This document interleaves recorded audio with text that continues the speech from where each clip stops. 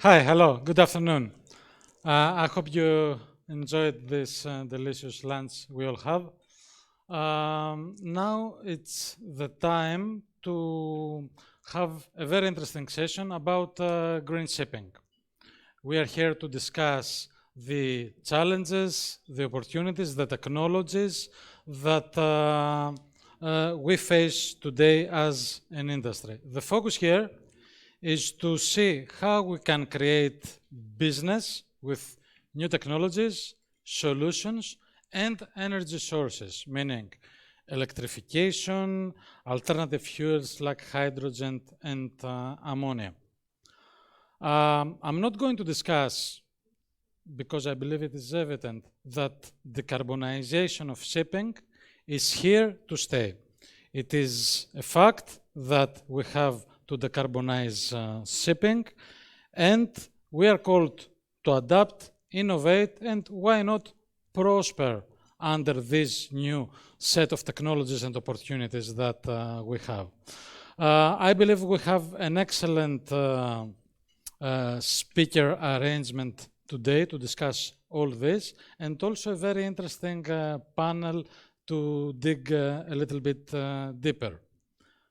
In fact, what we are going to do here today, I believe it resonates very well with what is happening in the maritime community, in the shipping community, way back from ancient times. So, knowledge in shipping is usually told via stories.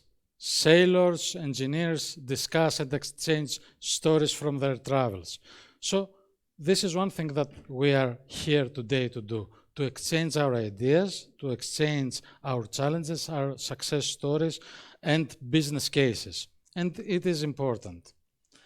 The other thing that we are hoping, together with Innovation Norway, to foster here is the technology exchange, to see what are the examples in other geographies, in other segments, in other countries, and how this can be applied in our case. So it's food for thought, and we are here to exchange our views, to share, to learn from each other, and why not to cooperate in order to transfer technology.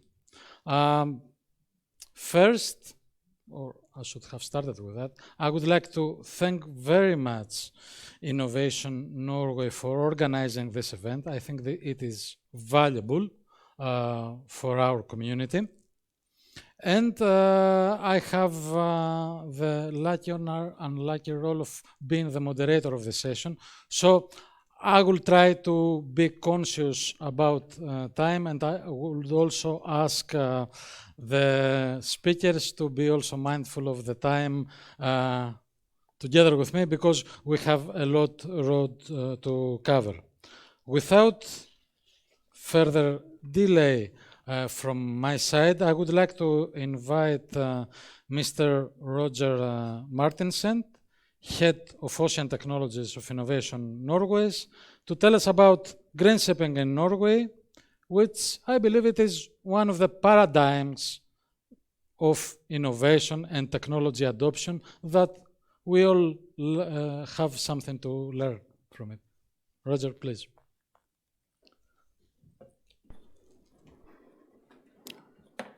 Thank you very much. Ladies and gangsters, sorry, gentlemen. I'm very happy to be with you here today.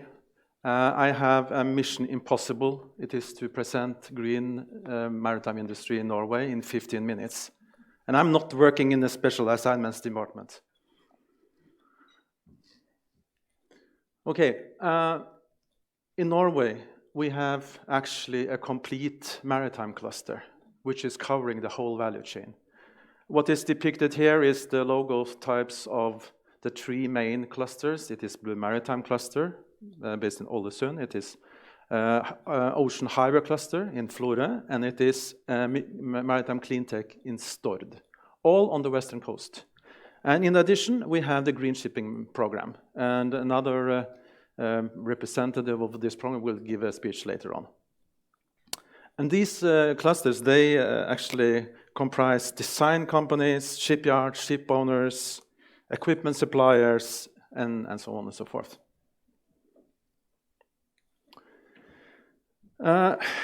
What is the maritime industry in Norway? I would like to just try to wrap up that in a nutshell. Norwegian companies, they are in the forefront when it comes to innovation and prototyping of green shipping and infrastructure. And the key driver for innovation is actually also public procurements, especially when it comes to the ferry market, and we'll come back to that. Furthermore, what we see also is a diversification that is a rapidly increasing spectrum of different kinds of vessel categories and solutions that are under development or in the piloting stage. Ferries, fast-speed boats, fishing vessels, and so on and so forth. Furthermore, we also see that everything is expanding, the scope and challenges. So we are going from short sea to deep sea with the challenges that entails. That is also about distance, speed, size, weight, bunkering capacity, and so on. We also see in Norway that emphasis is made on fabrication of batteries and fuel cells, and we also see a development of a growing infrastructure hubs along our coast. The main challenges, as we see in Norway, is actually scaling. We are very good at piloting, but scaling is a challenge for us in Norway. And then also we see that some of the ship owners, they are hedging, so to speak. I mean, they are following the developments of the taxonomy, tax regimes, and everything. So you can say many of them are sitting on the fence and waiting for a field-proven solution that fits their purpose. Okay, what about the trends and developments? The ship owners, they choose to reduce risk by investing into low-emission solutions that are ready-made for retrofit for 100% zero emission in the future.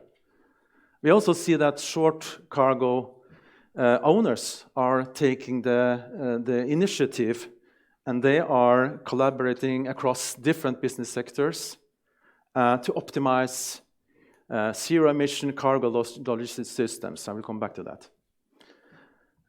We also see that new technologies based on digital AI solutions are occurring, including the digital twins. That all is to optimize fuels consumption, emissions, navigation, and so on. We also see that other forefront design solutions are being implemented. That is, for instance, rotor sails to again reduce fuel consumption. We know also for a fact that a new generation of engines are under development that are kind of ready-made for ammonia and the different hybrid solutions. And we also see that several holistic solutions based on autonomy are being developed. I would like to just make a mark on the value of trust in Norway, because that is, I think, one of our kind of benefits. We have a quite close collaboration between authorities, business, and research. And the authorities, they play a key role in the green shift, actually. They are proactive, and they are using public tenders that are propelling the green innovations. They are implementing standards, but that is done in parallel with the developments. And that is also done in close contact with the industry. I would also like to mention that in Norway we have actually 4 different test areas along the coast that are open for autonomous ships and operations. Okay, a little bit about the Norwegian ferry market. The Norwegian ferry market consists of 130 routes, 200 ferries. And today, 76 ferries out of the 200 are battery electric, 100%. The first hydrogen ferry was also launched this year, and another one is planned for launch in two years. So this is a little bit about how this is done in Norway. The routes are operated by private ferry companies through competitive tendering, and it is subsidized by 50% from the government. This joint effort being done from the public procurers is creating also critical mass. So when you see at the market development, we are looking into that measures are securing long-term developments, and the individual tenders, they are being under assessment of economic risk of the ferry companies. So it is about creating predictable conditions and long-term contracts. Okay, this is a slide that is showing a little bit of the developments in Norway. So you can see upper left, that was the first LNG-powered ferry Glutra. Then in 2003, LNG-powered offshore vessel Viking Energy, and so on and so forth. The first fully battery electric ferry was in 2015. Upper right, you will see a battery hybrid fishing boat, and then below, on the right side, you will see the largest hybrid passenger ferry, Color Hybrid. And further it goes. First hydrogen electric ferry I mentioned, that is named Hydra. The first fully autonomous container ship, Virkeland, was also inaugurated and put in operation, tested last year, and it will be more and more taking the levels of autonomy. We will also have the first hydrogen electric workboat for the aquaculture industry in a year or two. And you also see that we are going into ammonia, both with the supply vessel Viking Energy, and then the first hydrogen-powered bulk ship, Hvit Orca. Hvit Orca is actually based on a cooperation between two different cargo owners. That is Felleskjøpet Agri, that are transporting grain, and Heidelberg Cement transported gravel. So they have teamed up, and the one cargo is going from the southeast to the southwest, and on the return back, they take the other cargo. So this is a beautiful example of a good cooperation between two different business sectors.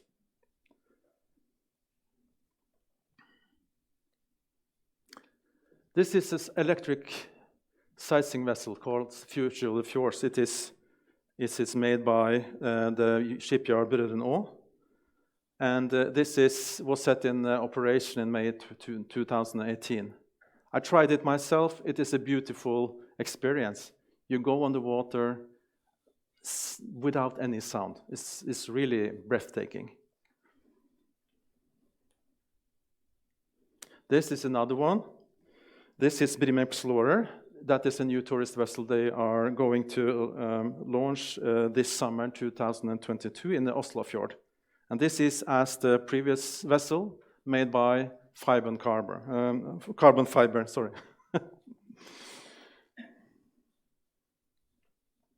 Okay, this is something else. This is the passenger speedboat. Is it 100% zero emission? And this is also a project that has received funding from the European Union. And it is going to commute on the western coast of Norway. This is once again, a new type of solution. What Norled, together with the partners, is trying to do is to use a replacement of batteries while they are at shore.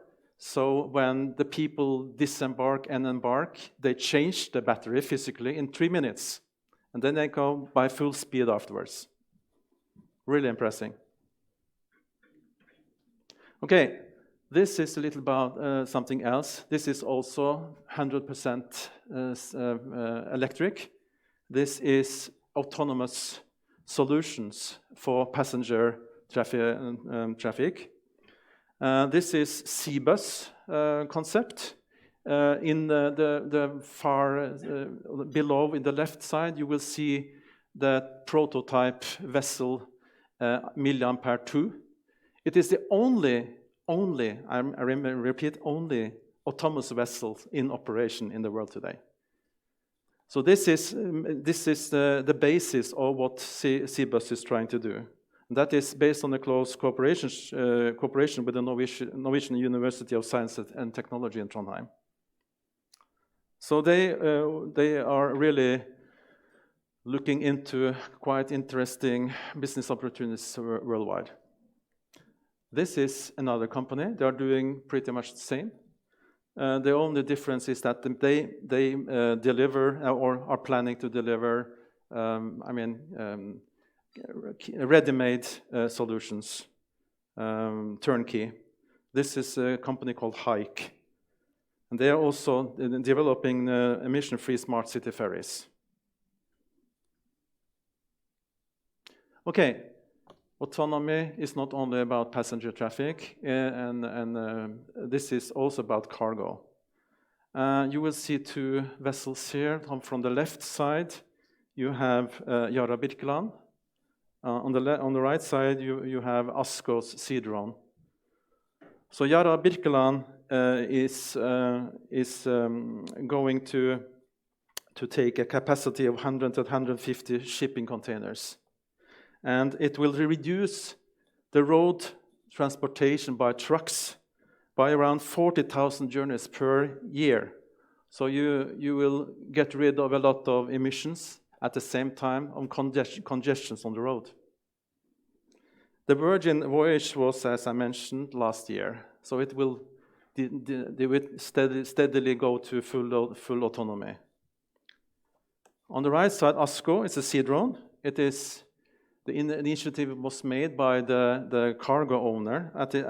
It is ASKO, which is the largest grocery wholesaler in Norway. And they are currently being built in India by Cochin Shipyard. They will transport 150 containers daily between two different warehouses. They will use electric trucks on both sides of the Oslo fjord and the Sea Drone across the fjord. Very interesting. And they would like to put this in operation from this year, 2022, and it will be fully autonomous from 2024. Okay, this is a brand new concept. It was launched last week. It is the furniture fabricator Akornes. They also plan to transport 100% of all outbound containers transport on the stressless official product on such drones. So this is about 43 kilometers trip. They take 9 containers, and it will take about 3 hours at the speed of 7.7 knots. Okay, I mentioned before, this is Viking Energy. It is the world's first carbon-free ammonia-fueled offshore supply vessel. This vessel has received also EU funding. That is the same for this, actually, Topeka, which is a new liquid green hydrogen-powered ro-ro vessel, and called eSHYIPS. It also has received EU funding. I don't want to go into details. I don't have much time left, I understand. This is another concept, that is ammonia freight shipped, which is fueled by, of course, ammonia. So this is also under construction. This is kind of trying to showcase the variety of all the pilot projects and developments that are going on in Norway. This is a workboat that is going to work for the Narvik Harbor in the north, and it will be based also on hydrogen. Okay, a little bit about infrastructure. These are just some examples of projects going on in Norway. On the left side, it is liquefied hydrogen. And on the right side, in the Geiranger Fjord, is a World Heritage Fjord. It is all about pressurized hydrogen. And all those projects are being developed for the maritime use. I also last but not least mentioned Chara. It is a very huge fertilizer company. They produce about 25% of the world's production of fertilizers. And they also are a big emitter of CO2. So that's why they also are looking into how to improve this, and they are going in a joint venture, or establish a joint venture with Chara, Aker Clean Hydrogen, and Statkraft. And they want to electrify ammonia production.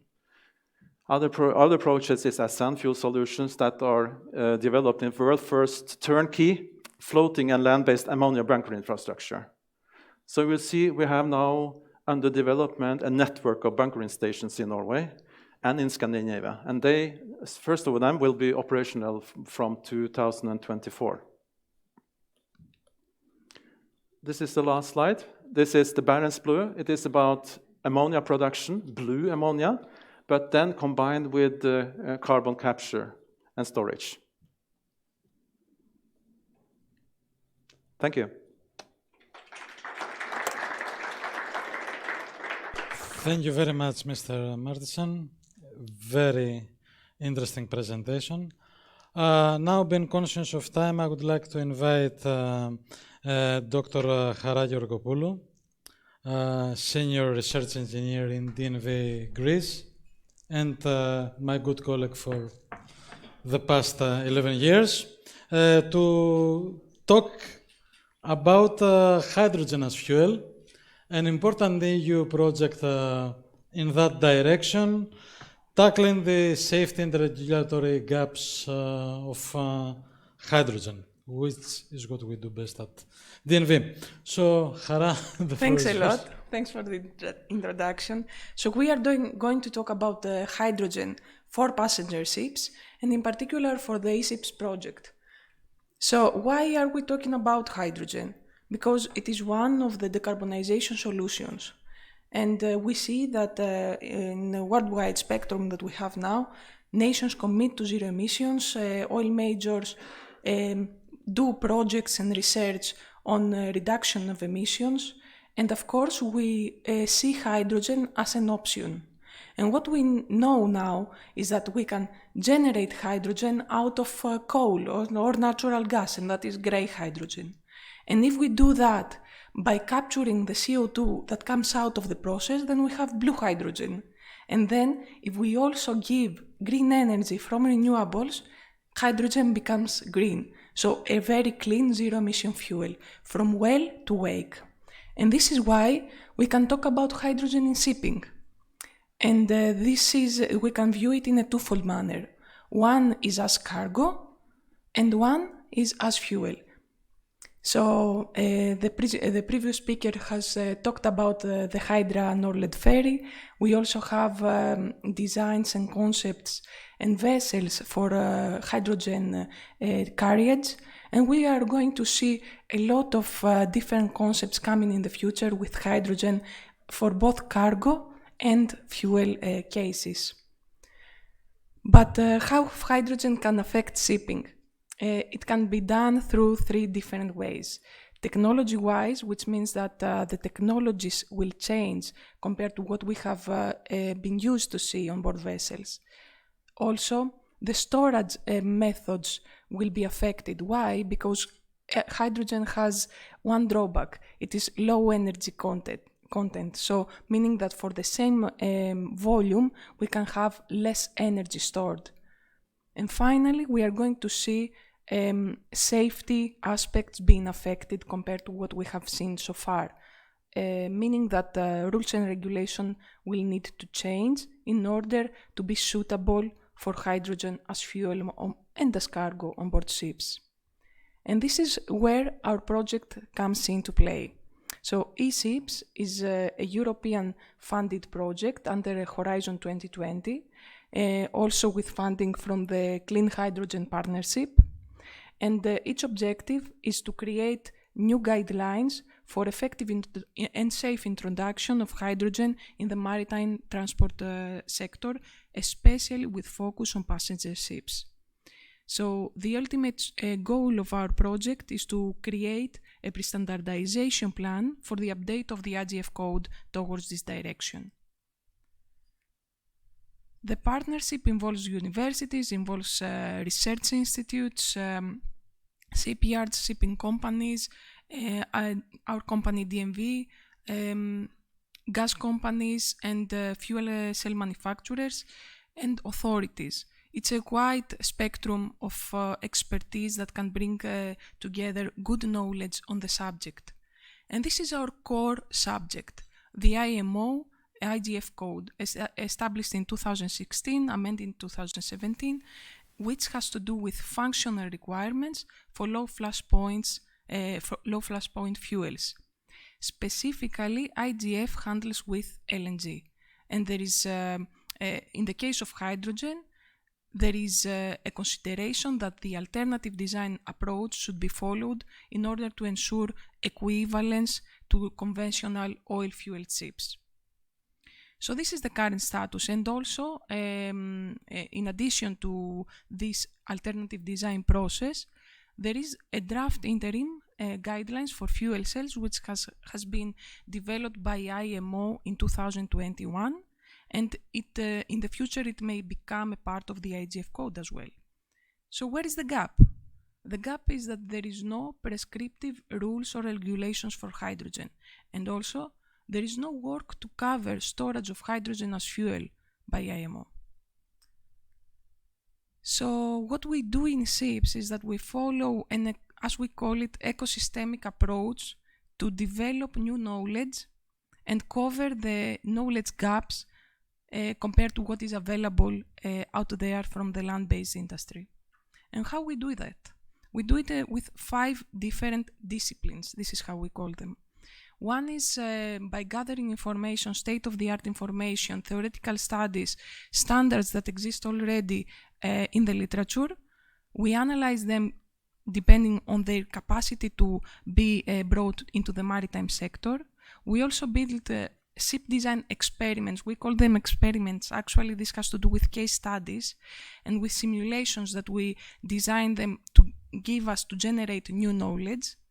Safety system assessment, suitable for the hydrogen because of its higher criticality compared to LNG.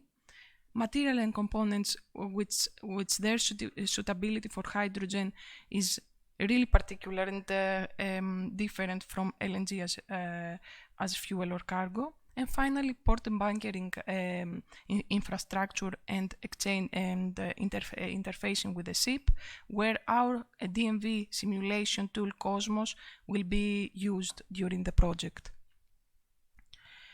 We also harvest a lot on available knowledge, as I said before, and especially the handbook for hydrogen fueled vessels, which was launched by DMV in 2021.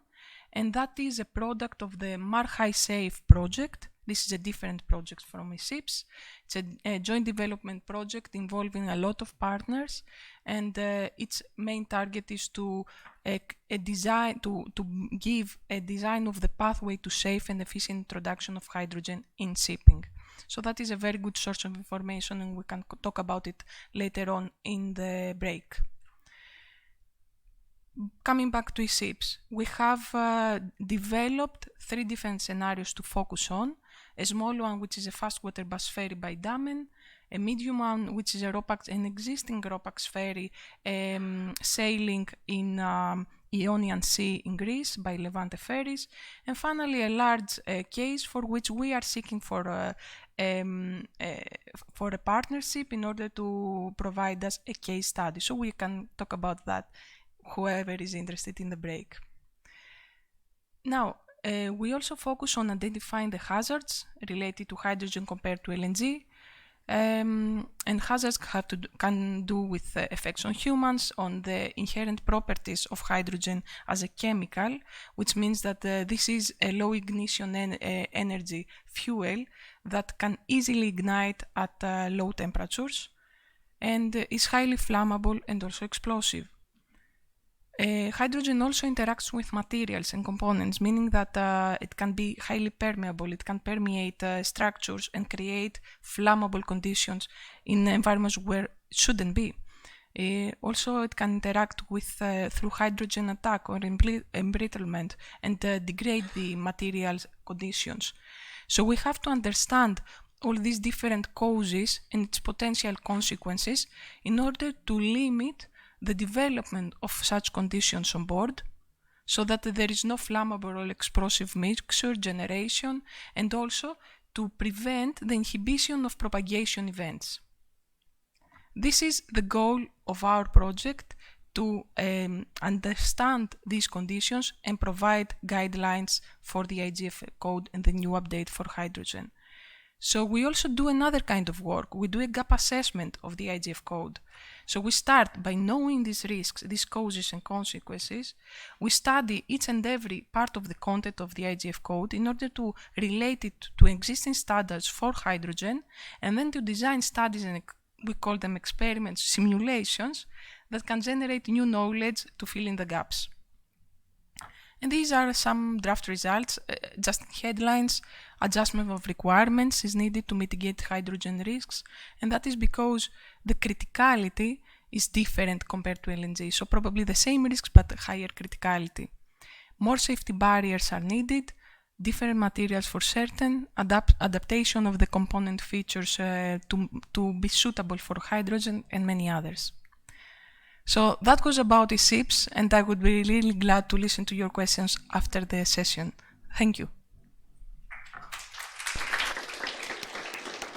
Thank you very much, Chara. Spot on and ahead of time, so that makes us able to recover. And without due haste, I would like to invite Mr. Miguel Castro, Senior Pilot of Porto de Sines in Portugal, who is going to talk about a very important element in our green shipping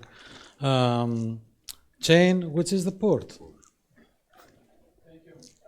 Good afternoon to you all.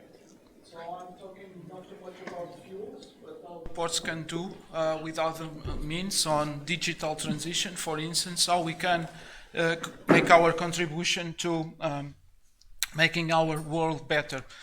Most of you, I'll bet, beer that never heard about of since, but I'll let you know. So we are in the crossroads of the north and southbound traffic, and we are on the east and west also crossings on the south and west part of Portugal, which gives us a very important strategical position. So until the beginning of the 1970s, Sines was a very quiet place. Our main business was here, a fishing harbor that at the time was congested because they didn't have proper solutions. And then in 72 it came this idea from the government to make a deep water port, which had to do with the goods that we could import from the colonies, namely crude oil and mineral from Angola and Brazil. So the port is still there, and it still is nowadays. We started building a terminal that went on operation in 1978, but we didn't have really to concern about our clients because the refinery was there. We had nothing to do at the time. We only did the operation, and after we started collecting rents.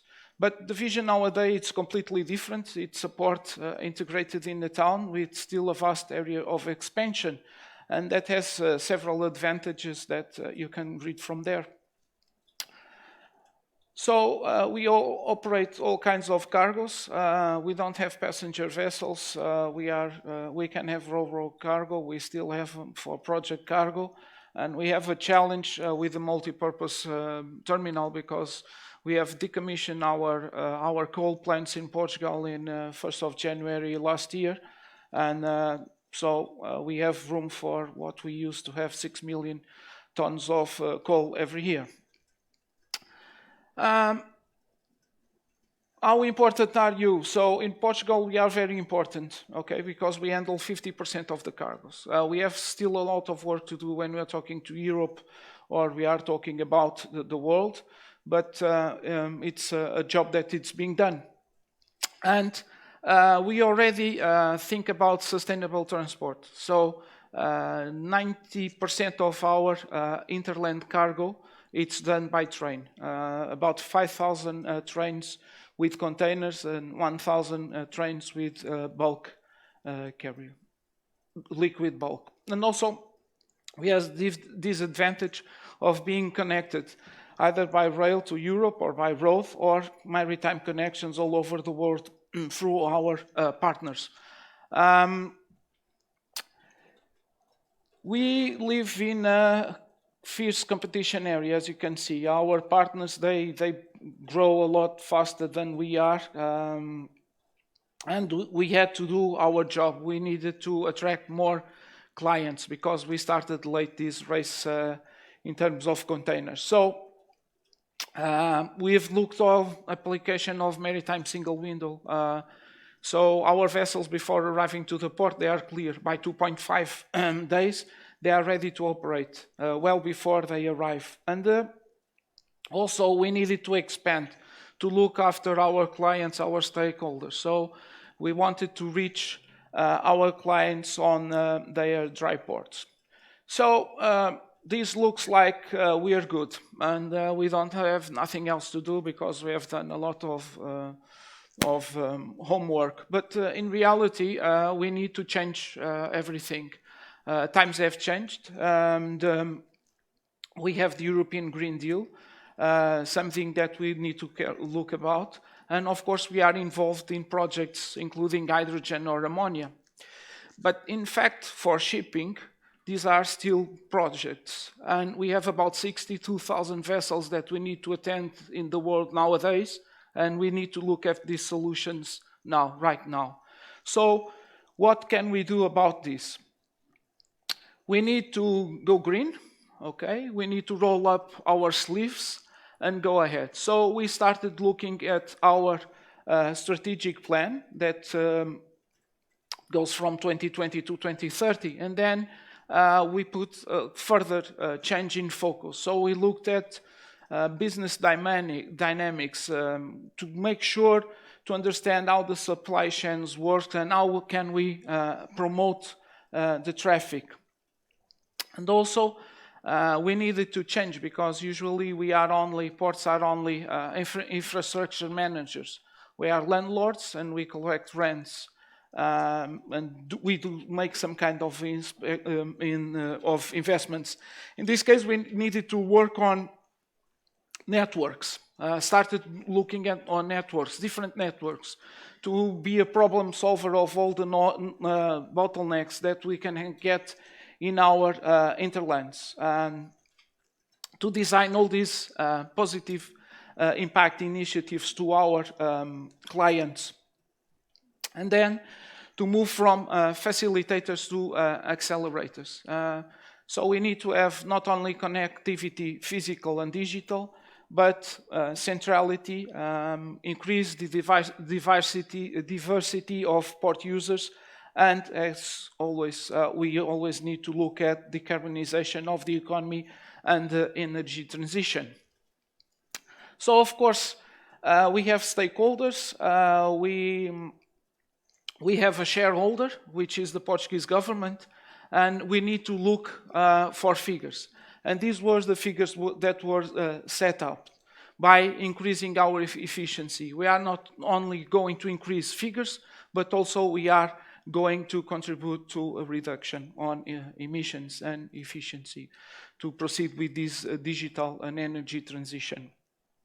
So under the Recovery and Resilience Plan, we started the Nexus Agenda, and we looked at 45 total partners, and they come from just the importers and the exporters, last mile operators, logistics operators, land and transport operators, and the port operator. And then, to integrate all of them in this project, we had to look for technological companies. The idea of these technological companies is to scale them up. So not only that the solutions that will be found can be used in the port of Sines, but also in other ports in the world. And also, of course, we need to look at academia and partners to implement these solutions. And of course, in the advisory board, we need to have the persons the final ones that are going to use this. So ships agents, authorities, customs, freight forwarders, and the port community and others. So what are the dimensions that we are looking here? A multiplier effect. So we are going to leverage an ecosystem of local tech companies, like I've mentioned before, so make sure that they can scale up not only to our program, but also to other ports. To increment R&D in the sector, so that's something that it's needed. And we aim to improve our logistics performance index. To look at the green transition port and multimodal sector, so a contribution on the 55 GHG reductions on the sector until 2030, which is going to be a huge challenge. And also the direct impacts on GHGs in the operations associated to the port of Sines. So that's our main aim, I think, that we can work on. And also leveraging the large-scale public and private investments. We have investments on a green steel company, on a data center, on also hydrogen and ammonia plant, green hydrogen and ammonia plants. So just these projects are about 4.5 billion euros. So we need to make sure that this is going well. Then this is an idea of how we are implement this. So we are working on three different layers. The first of all, it's an open data collaboration platform where all the stakeholders can participate. Then we are looking at smart logistics, cybersecurity, and cyber resilience, because as soon as we talk with the increase of IT solutions, we need to protect ourselves more and more. Green and energy transitions for port and logistics, AI-powered Nexus applications, 5G, smart train, and smart gates and smart terminals. And then we have the hardware assets, and these hardware assets have to do with smart wagons, zero-emission tugboats, drones that will automatically control GHGs, smart command and control rescue vessel that will have also a function of scanning the whole port so that it can be all the information can be incorporated in the digital twin. And we are also looking at wave energy transfer, energy converter, so that we can make our port greener, because one of our aims is to have the port independent on its energy production, and we are only aiming at either the waves, which for the moment it's very small power, the project, it's on test phase, but we are looking at photovoltaic or wind power. And the idea here is to connect the whole system from the vessels to the tugboats, trucks, trains. And like this, what we are going to do, we are reducing the amount of transports calling the port, because they will be more efficient. We will reduce the idle time of trucks, for instance, waiting for the port, the containers to be available to be collected, and all this kind of information shared between us will improve us, not only increasing our efficiency, but reducing the amount of emissions. And we need to think in another thing. Sustainability has to do also with people. And we are looking also in training about 500 persons. These are all new generation technologies that people nowadays, we don't have enough people nowadays to look at this. So it's the training that we are doing under our program also. Digital logistics, data science, 5G, IoT in logistics, etc., etc. Finally, the ambition and the aim, it's to have a port sustainable. Sustainable port, we have mentioned today also already UN on sustainability, and we look on, we have highlighted package 17 because this has to do with partnerships, sharing information, getting everything involved, and I think it's what we have here also today in this great event. So thank you, Afghanistan. Thank you very much, Mr. Castro. Right on time again. Now, I would like to invite Mr. Ioannis Georgopoulou, the Regional Manager for Southeast Europe, Middle East and Africa of DNV, actually my boss. Ioannis is here to share with us on the green shipping program, which, as we heard also from our first speaker, it's one of the pillars when it comes to public-private cooperation instrument to study, pilot, and scale green technologies. So, thank you, George. I will not be so lengthy today. I think that Mr. Martinsen also has said a lot of things about the green shipping program, and I thank him for that. I'm actually filling up the gap of my friend Narve Mos, who was supposed to come here, but he didn't make it. But I would like to change a little bit the subject, wake you up also, hopefully. And I will be preaching of how the green shipping program of Norway can be implemented in Greece. And that is something that, let's say, we are trying to increase awareness wherever we go, together with my friend Frode Arnesen, who is still not here. So, but let's go through it. So, what is happening? There is a big shift in the maritime industry, and there is a lot of harsh regulations coming and being implemented. And we all know that this will happen. The most important thing of all is how you see these regulations coming in. You can be nagging, complaining, quarreling. This is some things that we are very used to do in Greece. We are world champions, actually. But you can also see it as an opportunity. And this is what has happened in Norway. They have seen it as an opportunity, and they have escalated it. They have created sustainable, cost-effective logistics solutions, green jobs, and increased the competitive advantage of the industry. So, saying all of that, my mind comes back to my country, and I would say that all of this requires one thing, which is quite abundant up north in Norway, and that's collective willingness. Now, this is something we do not have so abundant here. Right.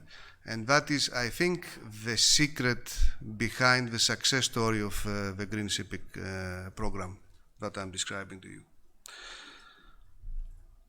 Let's see also, this is just an array of stakeholders of the program.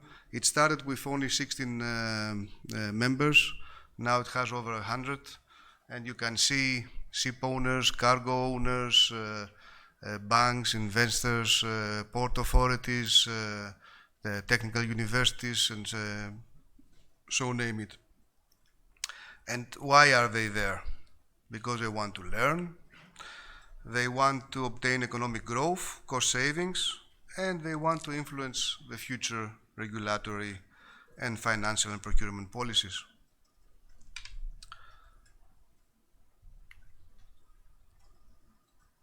You will ask me what has DNV to do with that. DNV was a project manager and is a project manager for green shipping program. And what we would like to be is also to be the project manager for a similar project in Greece, hopefully. And what we do is very simply illustrated here. We execute studies, we initiate pilots, and we try to scale our experiences.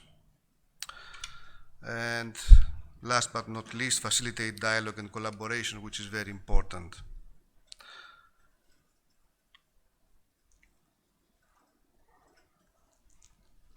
Here you can see the road trip of the various technologies, and you can see on the right up corner LNG, which started from Norway, was tested between the fjords, then coastally, offshore, interregional, and finally went to deep sea and intercontinental.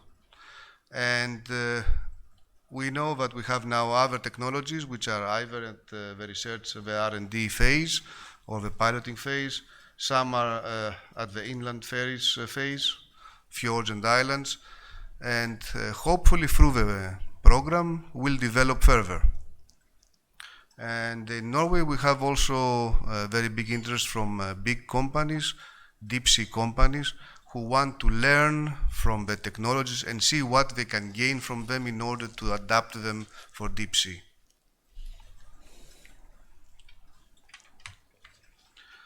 Here you can see a list of all the pilot projects that we have started. It's 42 in total. Some are realized, some are maturing, and some are under discussion right now.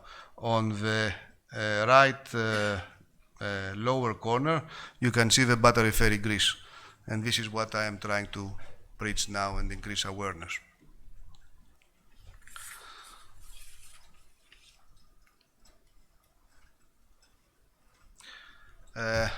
And this is also a list of the various projects that have, key projects that have been done. The project started with a lot of ship owners being involved. However, we have seen that a lot of cargo owners are now interested, and also financial institutions. There has been a lot of success. I think that Mr. Martinsen also said the numbers that we have for ferries, and correct me if I'm wrong, that was 78 now on the water, battery operated ferries, out of 200 something. Which is great, and I believe the program will be completed or aim to be completed at 2025, where hopefully the vast majority of the ferries in Norway will be battery operated.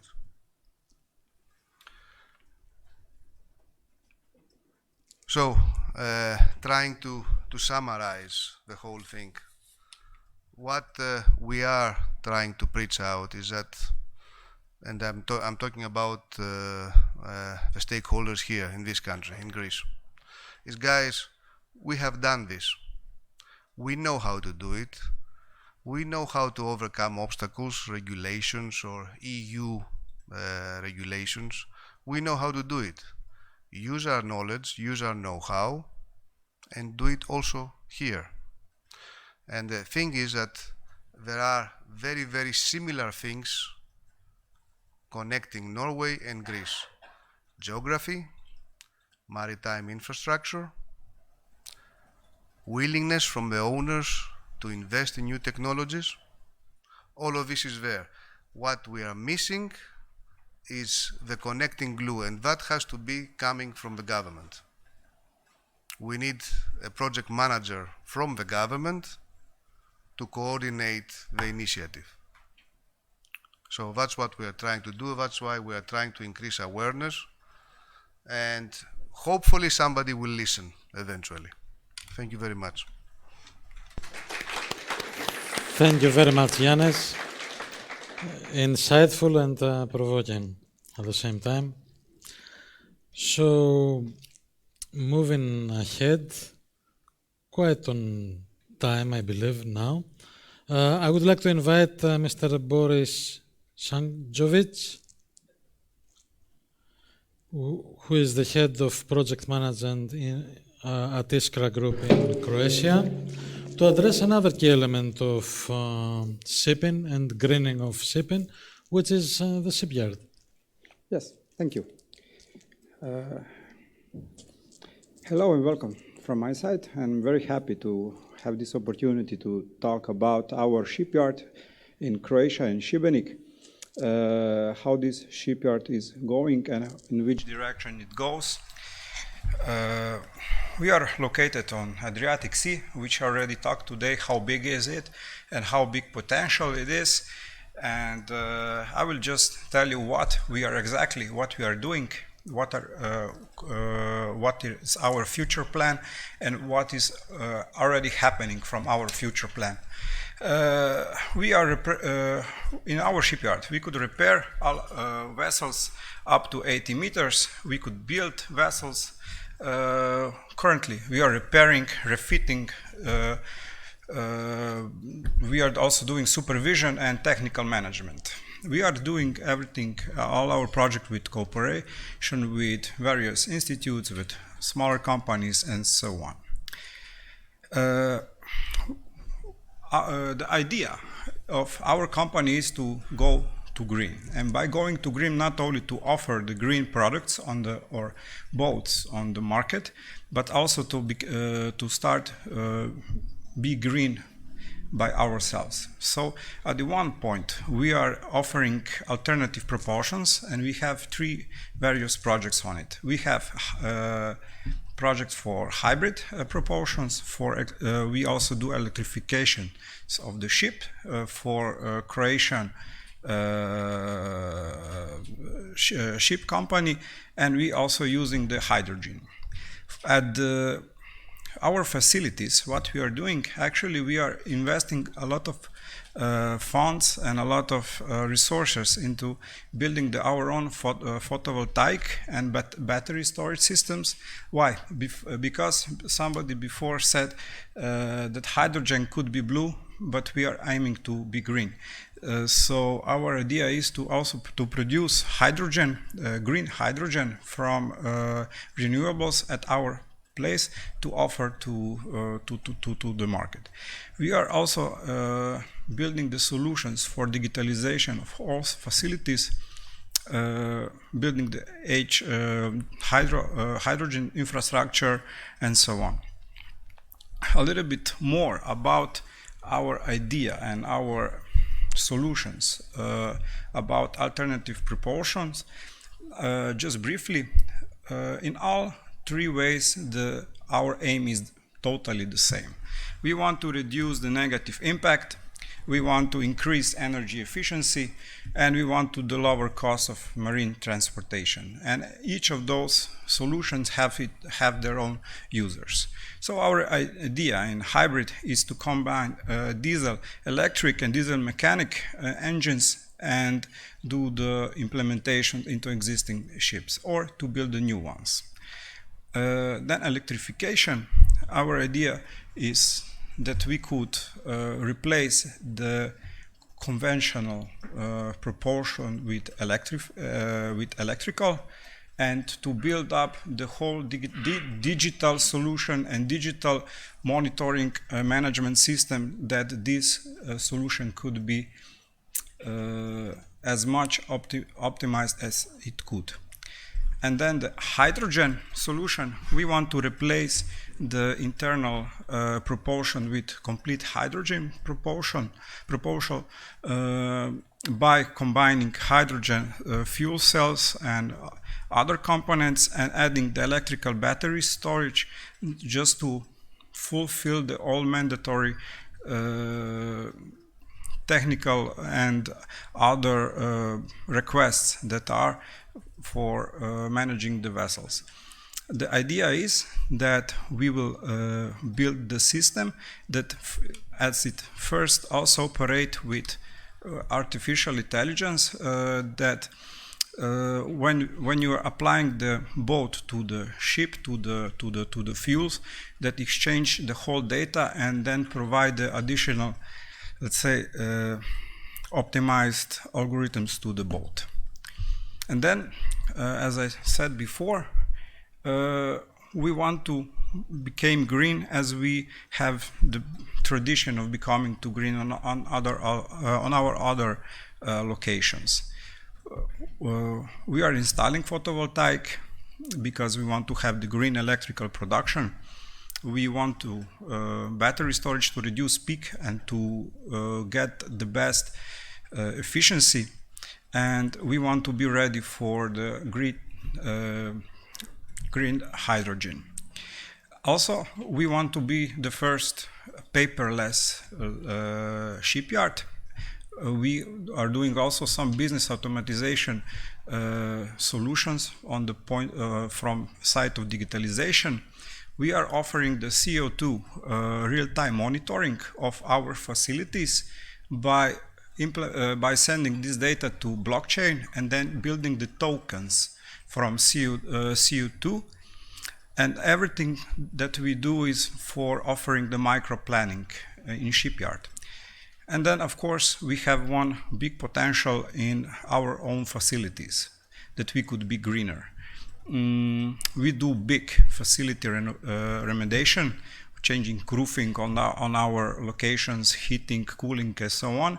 And we are building the new design center that our partners or our employees that work mostly on design could work on the environment as they deserve. And also, we are owners of 2 tugboats, and we are doing the pilots on those 2 boats, and those 2 boats are also the subject of our applications to Horizon and also future applications to government funds. And also, we want in our complex, we want to build up the startup culture.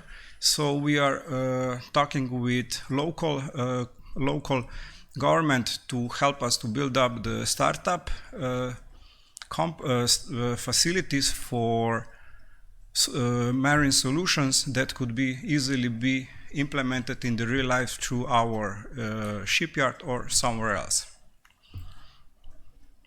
From my side, shortly and briefly, so you could imagine what we are doing. I believe that we have many points that we could discuss because lskra Shipyard is looking for the partners, especially on the new technology partners, and I'm very happy that I see that everybody goes quite in the same direction.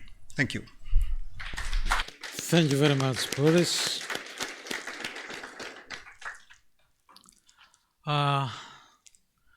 I forgot to mention that with Boris's presentation we have started discussing actual business cases. That was the lskra Shipyard, quite good material there. Now I would like to invite for our second business case dealing with electrification, Mr. Finn Arne Rockstad, the Senior Vice President for Business Development of Corvus Energy.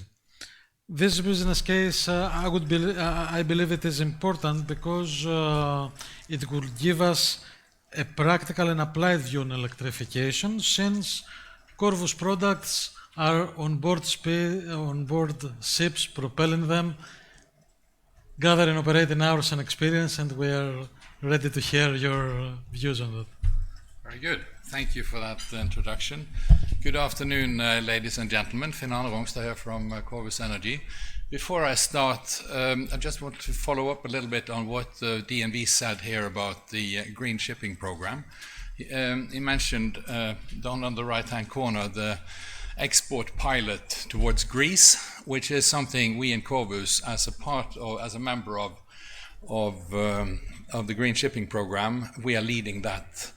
And then we are bringing together a cluster of other members of this, and we are exploring the possibility of see if we can replicate some of the successes we've had with electrification and batteries in Norway, especially for ferries. And we see, of course, Greece as a huge potential for that with the islands and the skerries and so on, quite similar to what we have in Norway. So who are we?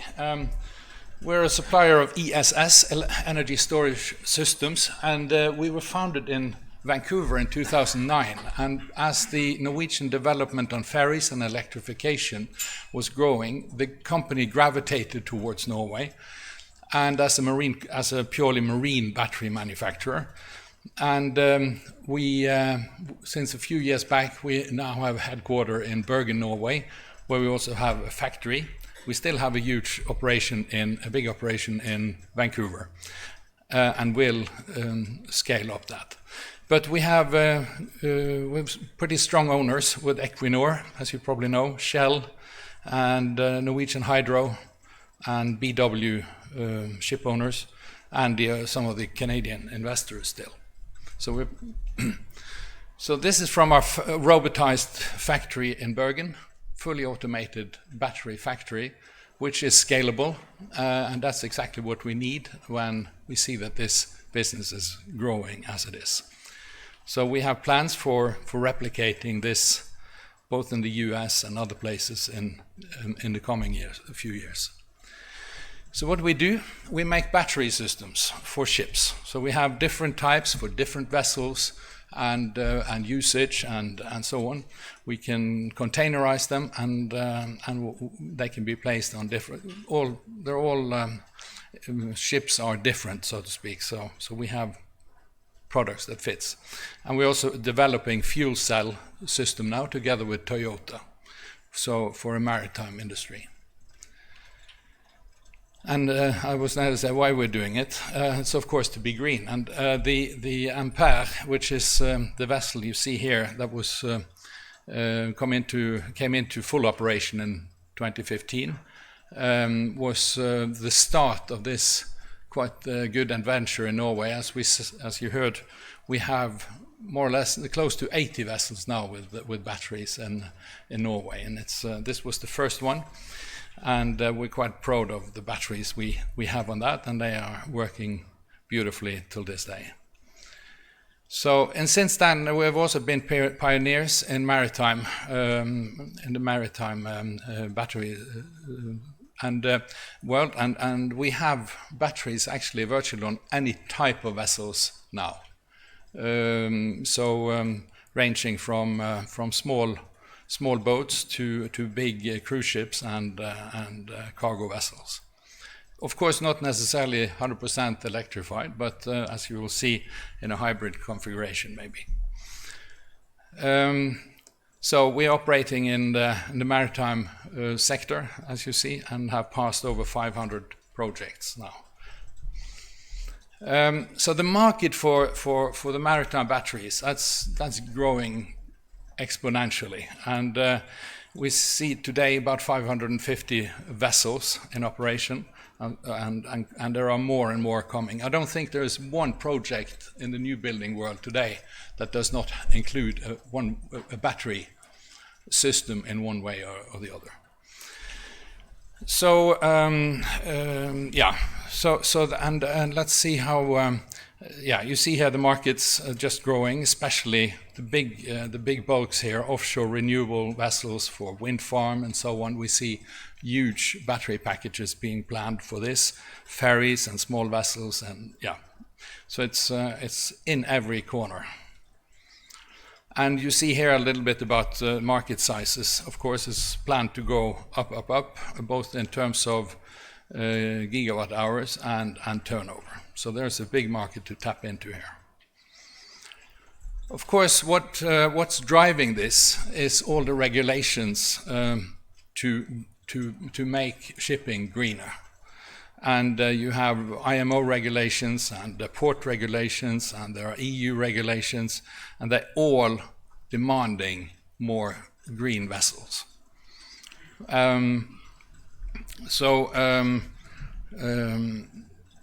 So we have, of course, three main groups of energy or marine electrification. It's a little bit like electric cars. You have the all-electric, which is the ultimate. You have the hybrid, the plug-in hybrid, and so on. And we also see fuel cells on cars. And of course, the car industry is going in the forefront of this, developing the cells for the batteries and everything. So most of the projects out there are hybrid in one way or the other, either with charging as a plug-in hybrid, where you can also charge, for example, overnight, and run in combination with a diesel or a reciprocating engine, as we call it. That also could, of course, be running on green fuels. So there's all kind of mix in the facility, in the make here. Of course, all electric vessels, they do require charging. And of course, that's a whole different topic when it comes to the operation in port, or the electrification of the ports and availability of electricity in ports. So that's a whole topic in itself that I'm not going to go too much into here. And of course, we have the fuel cell that normally will be in combination with the battery. So in all electrification, even if it's we're talking about methanol or ammonia use and whatever, there is a battery in the mix now. So you by reducing running hours on, for example, in a hybrid situation, you can use the battery to optimize the use of the engine, and to in that way to reduce running hours and maintenance and so on. So there are very many ways of operating it. Here you see some estimates that we see on saving, and of course it's both cost saving and fuel and emission saving on all these various types of examples as you see them here. Especially on the maintenance side, there is a lot to be gained. But of course, and the NOx is extremely important for the local pollution and so on. And of course, CO2, which is everybody is talking about now. So the evolution here has been from the first battery systems we came out with, like on the Ampere. We are going down in size and volume and weight.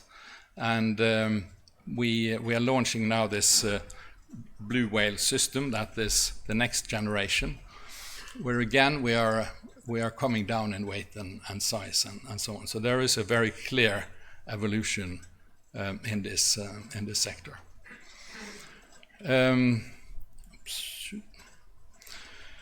Yeah, and also the sizes of batteries. I mean, we were talking about, if that gives any meaning to you, you see that vessel there has 78 kilowatt hours of batteries. That's about the same as a Tesla, I would think. And then we're talking projects now. We're talking 10 megawatts. So this is growing exponentially. We have projects now where with cruise ships designed for operating in Norwegian fjords, fully electric, with up to 100 megawatt hours. That's on the drawing boards now. So going from 100,000 kilowatt, from 78 kilowatt hours to 100,000 kilowatt hours, that's quite a stretch, but that is where the market is going. And of course, it's very easy to ask yourself what happened. The lifetime of a battery is about 10 years, and what will happen when that time is up? Well, there are many ways of reusing batteries, and you can use it for other purposes for a while. These are modularized, so they're easy to kind of spread around and set up other places. And when that second life is out, we have recycling plants now that are taking more or less everything and recycling it. All the material, all the nickel, lithium, cobalt, all of this is taken out. And then you can reuse it again. So so the sort of the green footprint on a battery as well is very good. So that was quickly what I managed to squeeze into 10 minutes, I guess. So. Thank you very much. Very good. Keeping on track. Now I would like to invite Ms. Line Norman Olsen, the Chief Commercial Officer of Vesselman, and Mr. Pantelis Panteleimon, the Chief Operating Officer of Ulysses System, to have a business case on Greek-Norwegian cooperation, now in the subject of information systems and an Innovation Norway funded project on that matter. They have to open. Yeah, I think you have to open the presentation with the. If you click on the. If you click on the. Yeah, it just. Yeah, it's good. Okay, so this is going to be a bit interactive. Usually they switch me on, I do the presentation, then they switch me off. This time I have to coordinate with somebody, so if I switch off by accidentally, wake me. Okay, so a little bit about Ulysses. We built, I'm doing this, right? Yeah. Okay, a little bit about Ulysses. We basically built easy-to-use software. Everybody has probably heard about easy-to-use software, but unfortunately, when they say easy-to-use, that's an opinion. We don't agree with that. There is a science, a whole cognitive science behind building easy-to-use software, and we follow the science. We built a solution which is called the task assistant, and what we do is we leverage on people's experience. So everybody knows what their job profile is and what the tasks they do. So rather than having to get the people to learn how the computer works, what we did is we developed a business model and we implemented all the processes of the different people on board. So you see, I'm not switched on. There you go. There you go, now I am. Everyone woke up. The Borg. And as we've developed a system whereby we have effectively developed a business model of all the processes that different people do, we also link those processes to the software. So effectively, the people using the software don't have to learn how to use the software. They just go through the normal processes they do. So on a ship, they would be navigating, they would be taking bunkers, they would be doing maintenance. And that's how we think that easy-to-use software is. So over to Lene. Yes, so Vesselman is a project and process management platform for technical projects such as dry dockings and refit projects, everything that really has a work scope. So dry docking often represents 60 to 70% of the maintenance cost for a vessel. And a dry docking happens every 2.5 or every 5th year and has an average cost between $1 and $2 million US. Today, this is usually planned and conducted in Excel spreadsheets. And that's what we're really trying to do something about, with standardized processes being rolled out on a fleet. The main ambition is to use the good manual processes there is today and convert them into a digital environment. It's not about innovating everything new and how they are supposed to do their work, but really using what we have and convert it into a digital environment. There's also big potential for using standardized processes into different industries. It's a lot of, for example, the wind farms and offshore platforms. They also have a technical work scope, which the system can also work with. And this is the basis for why we have a collaborative project, which we completed last year, which was called Connected Plan Maintenance System. The project started in 2020, and we finalized it in 2021. And I'm going to talk a little bit about how and why we have done this. This restaurant is supposed to be the best burger restaurant in the world. It's located in Portugal. It's called Otalo. If they would have, anyone been there? Yeah, perfect. if they would have served gyros or Thai red curry, they wouldn't have been the best burger restaurant in the world because they wouldn't be experts on burgers and they wouldn't have that focus.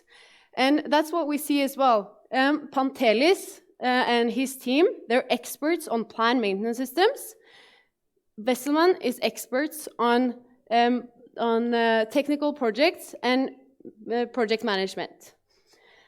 So this is a good parallel to how we work and why the integration project has been a massive part of the future, and also what we see in other industries. Integration is key because there are so many good providers out there that delivers perfect solutions, and it shouldn't be an environment where you just go into a new area and start from scratch, because it will cost you so much instead of actually integrating. We talk about best-of-breed software, and I think best-of-breed software really represents what we have done with bringing the best team players together. And we have some lessons learned. Okay, so far I think the most important thing was the help from the staff of Innovation Norway. So I can see Harry's there. Thank you very much. First time I meet him face to face, and I nearly exploded a few minutes ago. So this is good. So a very big thank you, because we haven't been involved in many projects. So somebody had to hold our hands and take us through this project and help us with a lot of questions, always available. I remember once on a holiday I called him 8 o'clock, was it? After Friday night or something. So he picked it up. So I wish our support team would do the same, but there you go. So they actually do, but I'm only joking. So there was a lot of cooperation between a lot of professional staff. So we're talking about not just the Innovation Norway team, but also the team in Norway, Lene and her colleagues, and Stig. I can see Stig there. And also from our staff, we worked very well together, because our main goal with this project was actually to produce a product that people would use. We always wanted to do this. Building software is very expensive, and trying to build a proper integration means that you have to map each other's processes to do it. So usually what happens is, when you come into a project, to reduce the cost of the project, you make what I would call a Mickey Mouse integration. So you just exchange files, and it's very difficult to maintain and very difficult to keep up to date when one software changes and the other changes. So what we did this properly, and the funding that we got from Innovation Norway was very useful. And now this integration we have done, because it's built on a full process mapping, Vesselman can also use with other plant maintenance systems, and we can use with other project systems. So this integration is something which is alive, it's a product, and we can move forward very well. It has for sure also increased our customer loyalty from both sides, because we have collaborative clients already using this, and also gained a lot of new opportunities, both for us as a project management tool on top of Task Assistant, but also to bring in a good relationship with Ulysses regarding new potential clients for them. I think it's also interesting to have Corvus here today, because we have recently signed up with them as well for a research project regarding data-driven maintenance. So this has really explored a lot of new opportunities for both of us, and I know that Pantelis is also looking for additional partners. Yeah. So over to the next one. As my grandmother used to say to me when I didn't have my dinner, eating makes you hungrier. So we got Trogodas έρχεται η όρεξη in Greek. So we've got, we thought about what we've done. So we've mapped all of the processes with respect to the plant maintenance. So you repair something using the dry docking module, the plant maintenance system knows it. You do something in the plant maintenance system, the dry docking module is ready to make it available for the dry docking. But that does not look at the people. So all the software in the future will be about the people. The most important resource in every organization are the people. So in shipping, just like any other industry, there's a massive shortage of skills. and experience. And because we have accidents in shipping that can cost 40 billion euro in terms of pollution, especially with oil majors, they have very strict rules on how to make the crew matrix and a lot of experience. But those rules are not always clever. So for instance, a ship could sail from the Persian Gulf to the States, and it could take 6 to 8 weeks. And you only do 2 operations there. So once you load and once you discharge. Whereas a ship in the North Sea could be loading and discharging 3 times a day. So you understand somebody that does the operations of loading and discharging, and we're talking about massive pumps that work very fast, if the person in the North Sea will build up experience a lot quicker than somebody that drives. A good example I use is my mom has had her driving license from 1977. She's only driven 80 miles and had 3 accidents. But as far as the insurance company is concerned, she's more experienced and less of a risk than I am.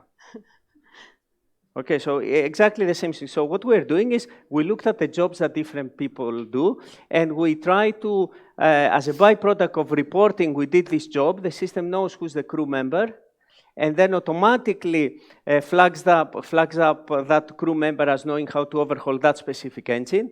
And this engine to be overhauled requires that you understand how to move a chain block, how to work with hot equipment, how to work with specific tools that allow you to take very large pieces apart. So as a byproduct of reporting the maintenance, we are now looking at a very intelligent way to produce experience, and this experience can also be used then by the crewing department to be able to forecast maintenance and see what kind of resources they need. So in the past, a lot of the ships have been sandbagging, and that means that you have more crew on board, not necessarily specifically experienced at the overhauls that are coming, just in case. But now what we can do is we can make a plan, we can see what maintenance is coming in the future, and we can have exactly the correct crew for the correct time. Okay. And if we think about all the data that we managed to collaborative gather, there are so much opportunities when it comes to additional projects regarding this. And of course, IoT has changed everything. It's changing everything in shipping. Lots of little vendors are popping up with magnificent solutions, safety-related, performance-related, RFIDs, QR codes. So we have built up a tool that allows us to do all these integrations as a result of this process. And this tool will allow you to maintain the software when the different vendors upgrade theirs, simply because we map the processes that the people do. So the processes that people do stay the same. The software changes, you change SQL servers, you change the hardware, but what the people did is the same. So if you can map all your tools against the processes, then you're covered. Okay, so we had, what is the green impact in this? Actually, having better maintained ships, you can reduce massively the consumption of fuel. Having a bigger availability of ships, you can carry more cargo for the same fuel. And, you know, the typical thing like a well-maintained car is more fuel efficient than a car that is not well-maintained. And if you go to outside the taxis, you will see the ones when they drive out, big black smoke comes out. You can tell that's not as efficient as the taxi where the big smoke doesn't come out. Okay, and what about the crew management system? I have to apologize. We design our presentations on a Macintosh, and sometimes the fonts play around if they are not available. So the actual presentation, we made sure that it wasn't like that, but here it is. So, okay, and so what about the crew members? If you can actually plan better, then you are solving a problem with the crew shortage. So we're not creating a humanitarian problem whereby we have less people on board, so people will lose their jobs. We already have a massive shortage. So what we're doing is we are allocating the people better if we plan better. Okay. And I would say that we are covering at least 4 of the sustainable goals with knowledge sharing, digitization, partnerships, and reduced emission. Yes. So that must be something. All right. Thank you. And thank you for us. Much. Extremely interesting and very well presented. Lena, Padelis, thank you. And we still have one more business case, but after a coffee break. So we're having a 20-minute coffee break, am I right? And we are resuming. Thank you.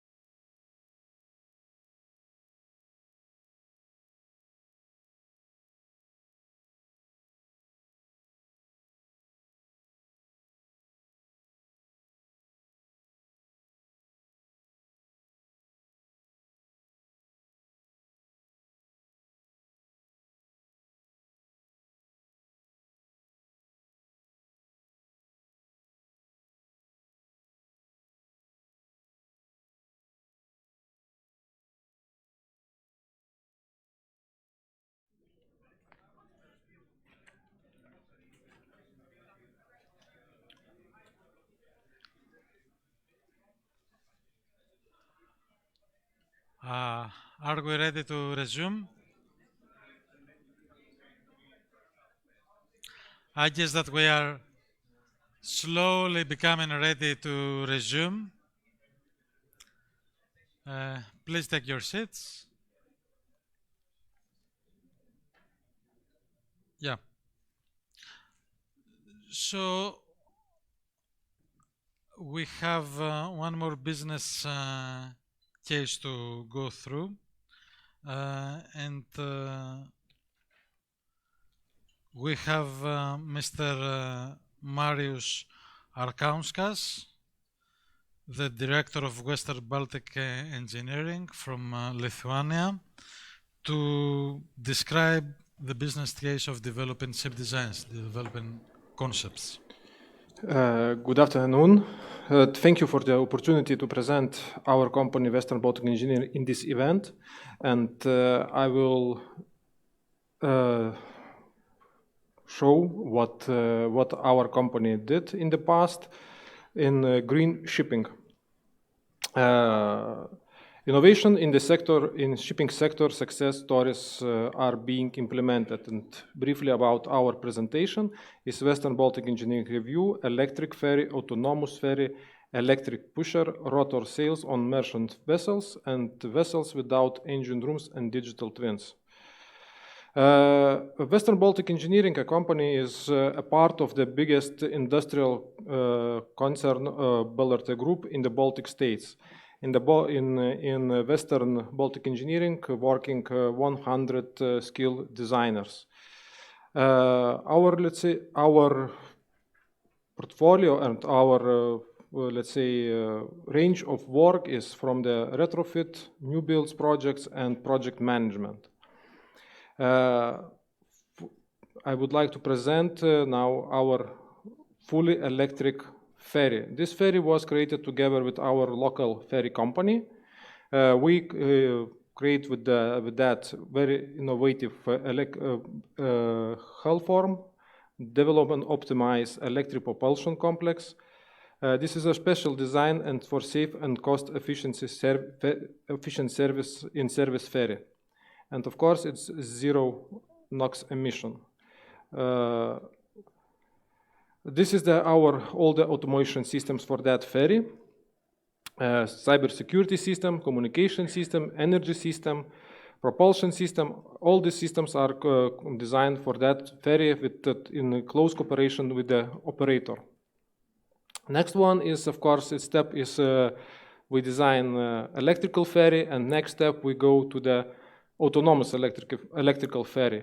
This ferry is now under design stage and under development, and this project is financed by EU funds.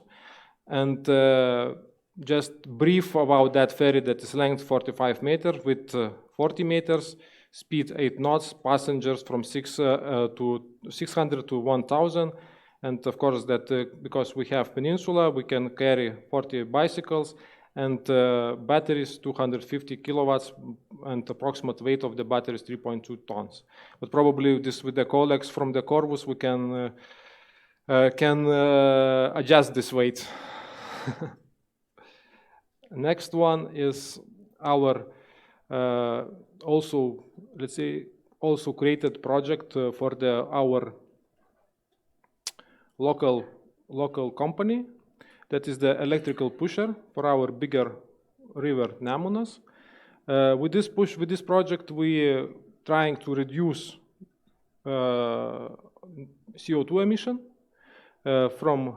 We expect that will be reduced from approximately 5,580 tons per year, and we hoping that we can reduce trucks on our roads, approximately 10,000 trucks from our roads. This project is on the concept stage, and our local company, they are expecting to get financing on that, and we expect that in the shortest time will be delivered this project.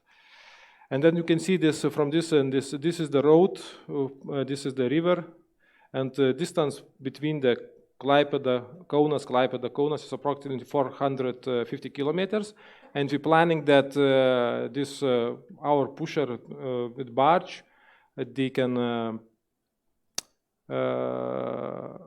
without any stops sailing 16 hours and without any stops to reach destination. Another one, our project is foldable rotor sails, because you know that rotor sails are used on the vessels, but foldable rotor sails is the first time. Why foldable? Because a lot of bridges, and you need to pass bridges and everything, and this was quite big calculation how to prepare this and how to implement this solution into the ship. This is this project is done. Everything is already installed on the vessel, and vessel is works.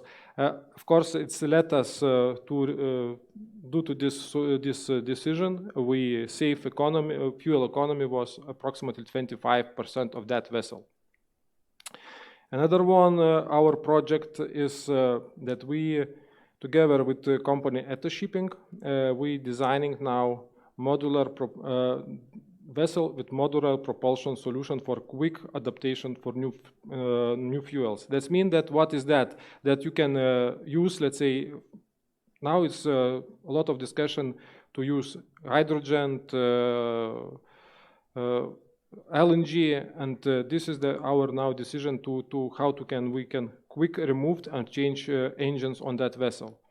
And of course, another one is the digital twin, creation of digital twin of this vessel due to maintenance, to maintain this vessel in the right time and to reduce maintenance cost. Probably that's all. Let's design future ships together. Thank you. Thank you very much. That very interesting presentation concludes our presentation section and business case sections of today's session. Now we have a final, I hope, interesting panel session for which I would like to invite Ms. Eleni Polychronopoulou, Mr. Miguel Castro, Mr. Roger Martinsen, and Mr. Boris Sanjovic to take their seats.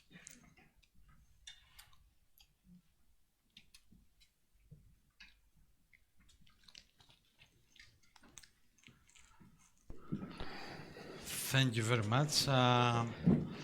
Allow me very shortly to introduce Mrs.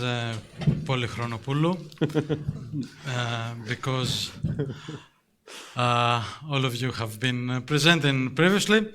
So Mrs. Polychronopoulou is the president of Chemexpo. Chemexpo is the Greek, the Hellenic, another word for Greek, Marine Equipment Manufacturers and Exporters Association. She's also the vice president of SHIP Europe, the Shipyards and Maritime Equipment Association of Europe. And among many other interesting capacities, she is also a member of the Greek delegation to IMO's MEPC. And she's also the business development manager of ERMAFest, a successful Greek company of ballast water treatments and not only, perhaps. So, welcome you all. I remind that together we also have Mr. Miguel Castro, senior pilot from Port of Sines, Mr. Roger Martinsen from Innovation Norway, the Ocean Technologies part, yes. And Mr. Boris Sanjovic representing the lskra yard from Croatia. So this panel is about discussing the challenges and needs in order to adopt new technologies in the maritime sector. So I would like to ask Mrs. Eleni Polychronopoulou about, and as her capacity president of Chemexpo, about what do you see as the challenges and needs for the introduction and development of new technologies in shipping, and with particular interest in Greece?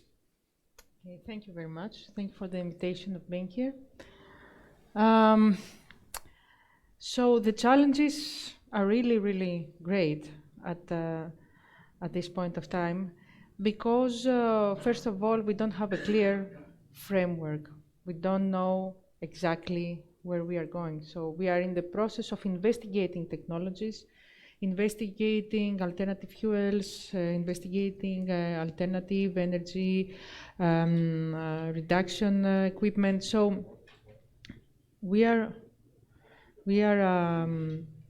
not sure about the future. We are not sure where to invest, and I think the ship owners have the same problem.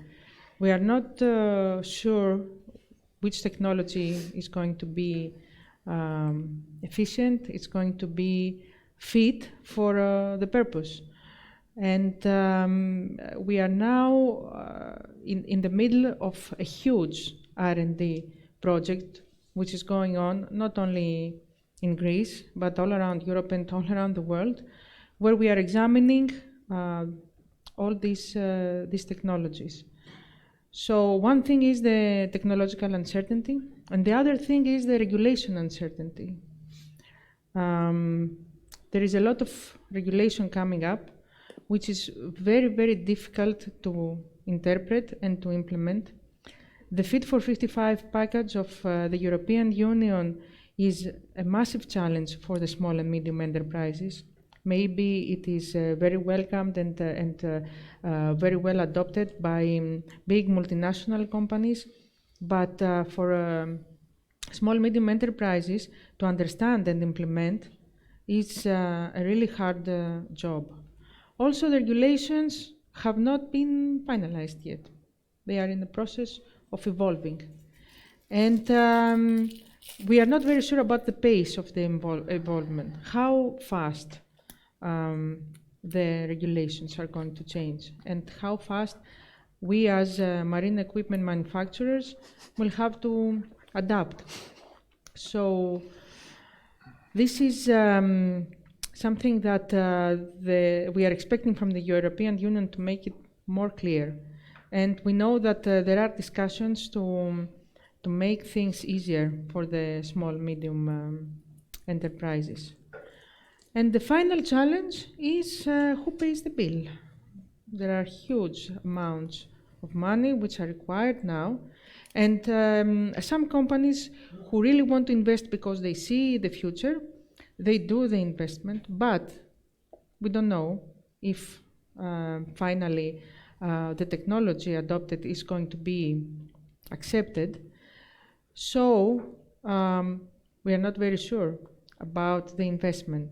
So if the investment is not funded, the risk is massive. We are expecting to have much more funding. We are expecting this Ocean Fund, or the Levy Fund, the ETS Fund, or you name it, which fund, to be directed to the marine equipment and the marine technology industry, the shipyards and the service companies, so as to be in the position to keep up with expectations. Now, I can talk until tomorrow, but I will stop now. We wouldn't mind that, but let's give the floor to our other guest. So, Mr. Castro, yours was the only presentation about ports. All others were about innovative concepts for ships, technologies, electric technologies, alternative fuels, all very well and impressive, and I quite believe that the future would look like this. But I'm thinking of one challenge. Will the port infrastructure be able to keep up the pace? Will we have the necessary facilities to charge our ships, to bunker ammonia or hydrogen? What are the necessary changes that need to be done, and do you consider them feasible? So my colleague already answered the question. I hope that was not my intention. We welcome vessels. To invest in infrastructure, we need to know what they will be equipped with. We have about 62,000 vessels in the world, and for this fuel transition, we are not even sure what is going to be there. We work in different in all fronts, let us say. We are looking at OPSs for vessels. Currently, we have 50-something in Europe, which is not a lot. But if you look on the side of the vessels, most of the vessels, they are prepared also for OPS. So it's a little bit like the egg and the chicken dilemma, because we don't know where to go. Yes, we can do the investment. We are ready. That's why we have focused more on the investment in technology. We have a lot of projects for exporting ammonia, exporting hydrogen. The first engine for ammonia, I think it's coming on 2024 or something like that. So we will be ready for the time. What will be the time for that? So the target from the political target, it's already there. We need to aim for that. We need to look for the environment. Is the industry ready? And who is going to pay in the end? Because we need for funding. That's why my colleague said everything about this. But yes, we will be, as usual. Ports have been adapted. As you've seen, we started from a small fishing port, and nowadays we are the largest port in Portugal. But of course, we are following. That's why we are here. That's why I have a colleague of mine today in the Hydrogen Web Summit. That's why tomorrow I'm going for Morocco, because we want to adapt. We want to be ready for all the stakeholders. That's at least recognizing the risk, but also at the same time being optimistic. I think that this is very good. And ports that can be adapted is...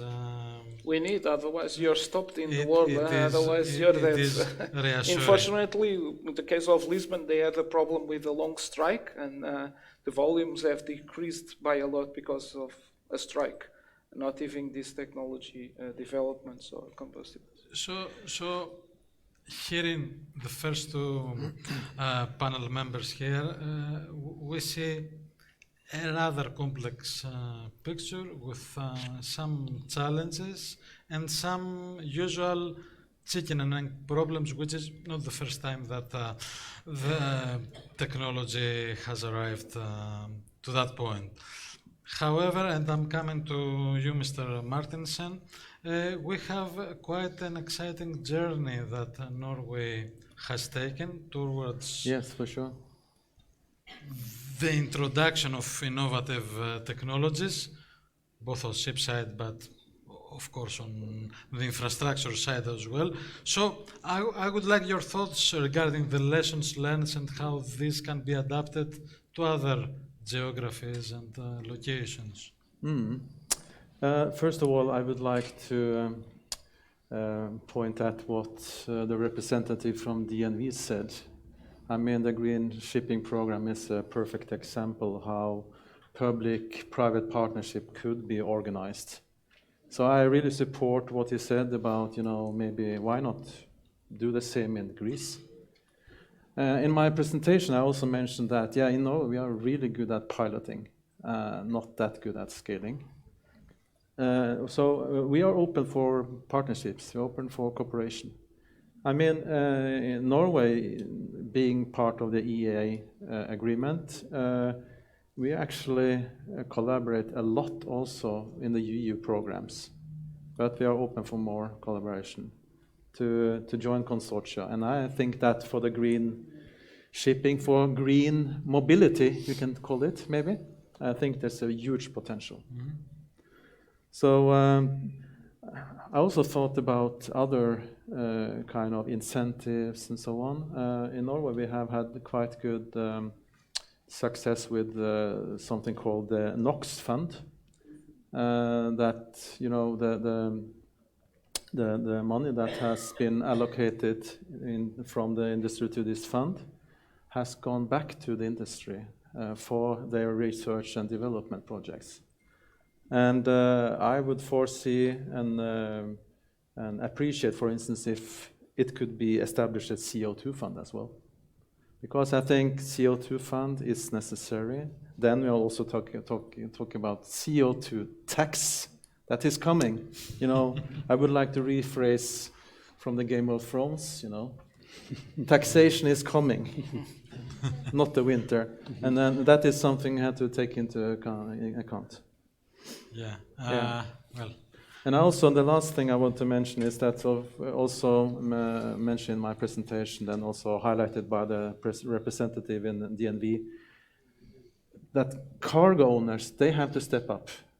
They have to go together, establish partnerships where they can kind of benefit and leverage from kind of cost-efficient solutions, transport logistics systems and solutions. I think there's a huge potential for that. Yeah.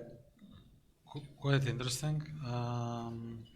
And I think that a lot of insights are coming from the way that Norway has handled things so far. So I'm keeping the public-private partnerships, and I'm also keeping the part regarding incentives and funds dedicated to the technology development and adoption. And of course, as my colleague and boss said before, it's always nice to quote your boss,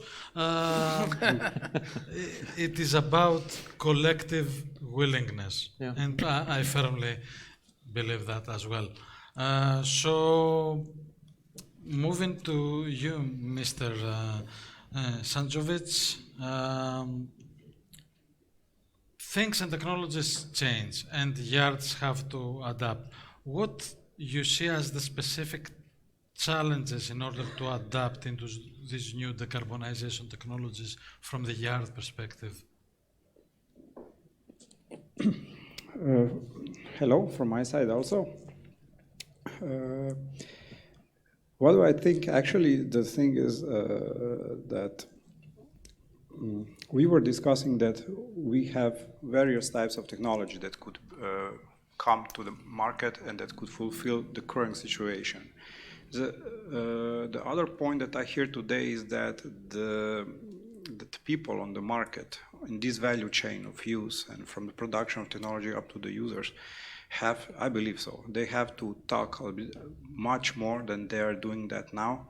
I'm really glad that I hear that Norway is doing very good on piloting. This is something that we has to encourage in our part of Europe also, and then from the pilot usually scaling up more or less it comes, at least one per so many, it's okay. And then also we need engagement of the users, because we are now living in the time which is very, very, very changing, which is very demanding. We have the problems and challenges with delivery of materials, because all new technologies are not in larger scales on the side of vendors. And the thing is, we have to think about that too. On the other hand, users of new technologies, I believe so that they have to know them. They have to know themselves much better than they knew themselves now. What do I think with that? I think that now it's very easy. You put the fuel in the vessel and it goes. You don't have to think where you go because you have enough of fuel, for example. But if you are investing into some new technology, you're at least on the beginning, you are limited. At least you are limited with infrastructure. You are limited with services, after-selling services. You are also limited with knowledge of people who are using that, who repair that. And this is everything what we have to take in mind when we are discussing about it. And there are more things, but I could be very long because it's very hard for me to stop talking about that. But what we have to do, we have to take this as granted, the situation as it is. We are now facing the change of the technology. It's like 1991, for example, when the computers came into the everyday usage. And yes, something will change. Yes, we will invest. Yes, we will bring new technologies. We will bring the new solutions to the market. Some of them will be accepted. Some of them will be used only in niche situations. And the point is that we are moving toward to greener and to lowering the CO2, and I believe this should be our focus. What could I do to lower it? Not what is the problem that comes with the new technology. Yeah, I totally agree with you. I think that greening and decarbonization is something that is not to be avoided. It is to be embraced, and we have to adapt to that as well. I hear that shipyards are an integral part of the supply chain between vendors, your end users, delivering them their products with training and using perhaps new to each yard products and services. So there are challenges. At that point, I have an administrative question to Innovation. Should we open for questions by the audience?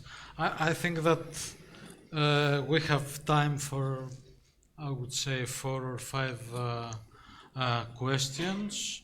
So I don't know if there are mics. If there are not, please. Oh, there are. Just then speak on the mic when that arrives.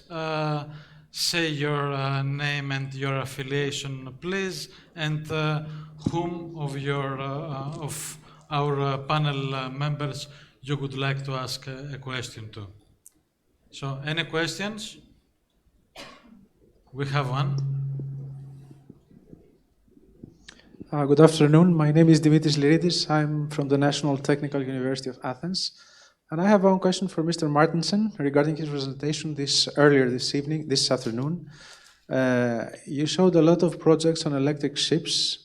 And I was wondering, what is the regime for selling electricity from the grid to the ships? What is the regulation you follow? And also regarding the autonomous vessels, if there is already some regulation regarding the liabilities, the operation, etc. Thank you. When it comes to electricity, that is not my field of activity, so I am not the one to answer that question, actually. When it comes to autonomy,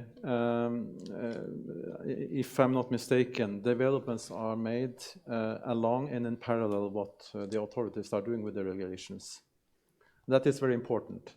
You can say that, yes, regulations should be in place and so on and so forth, and then you kind of develop the industry, but it is important that it is in parallel, because in the end, regulations could be an obstacle if they don't meet the needs of the industry and the vessels as such. So that is kind of what is being done in Norway. Maybe someone here from the audience would also elaborate more on that if they have some more insight in this. Thank you. Any other questions, comments, thoughts from the audience?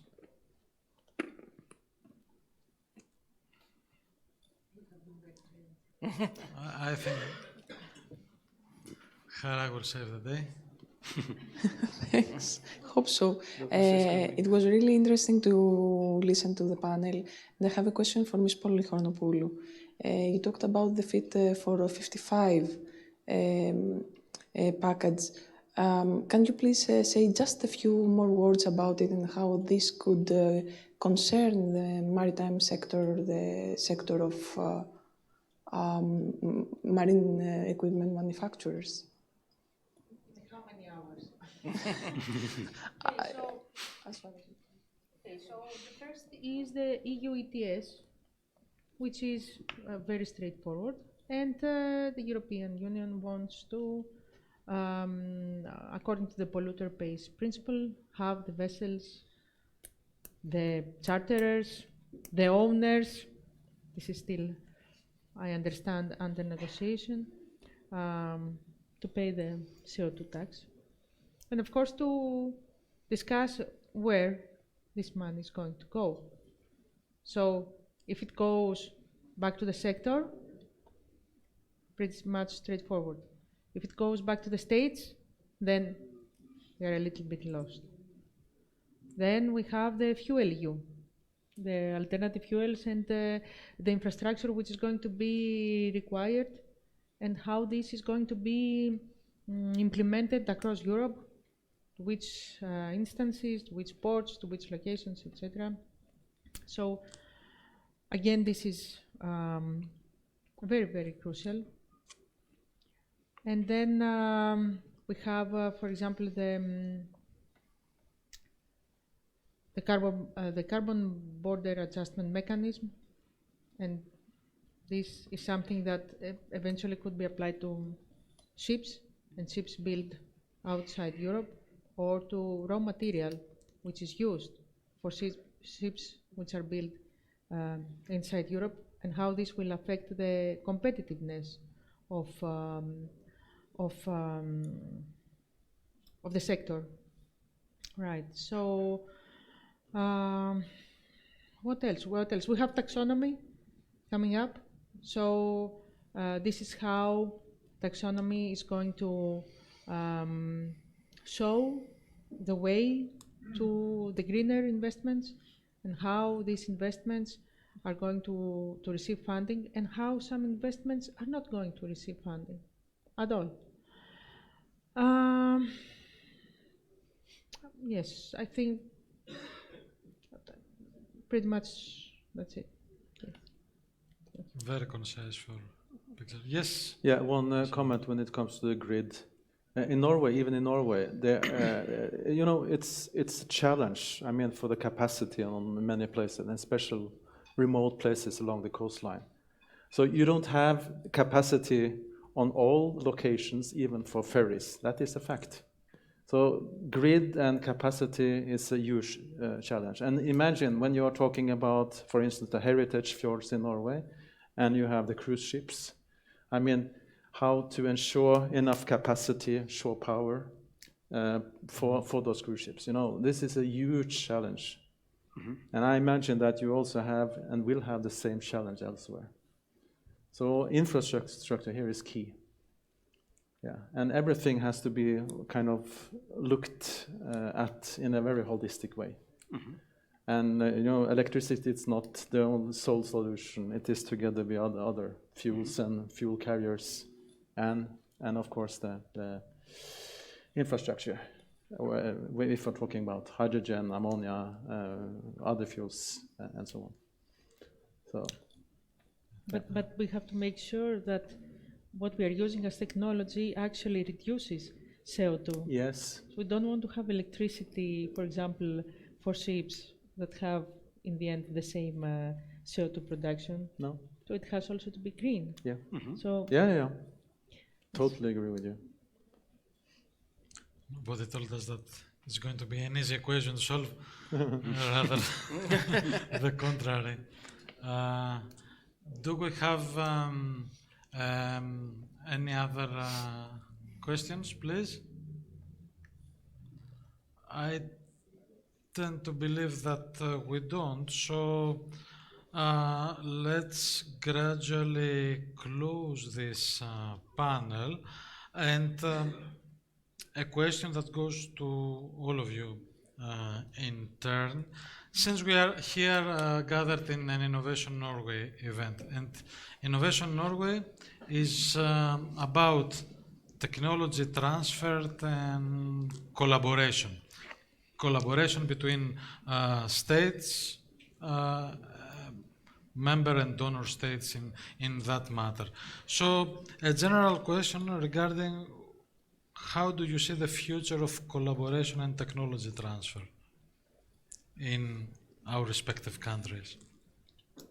Okay, so about 3 months ago, I went to the Expo Dubai. I don't know if any of you have visited this the Expo, but it's really an amazing thing. It's amazing. Beautiful.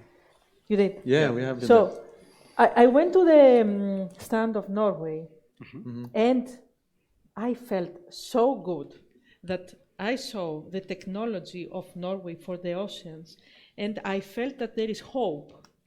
And I couldn't stop thinking that this is what needs to be done, and this is the way forward. So, of course, we want to collaborate with Norway, especially as much as possible, because you have done some great things over there. So, as marine equipment manufacturers, we want to be able to contribute in this effort. So we do not expect to have the Greek Kongsberg, no, but we expect to have companies that will assist in this field. So, because not everyone can do everything. So there are needs, and because the Greek companies are very, very close to the Greek shipping industry, and they have a lot of know-how which have been accumulated over the years by cooperating and by providing equipment and services to the ship owners, we can provide our part of knowledge, but we need some collaboration for guidance and for know-how transfer. So we are very much ready for that. Can I have a comment on that? I like what you say, Elena.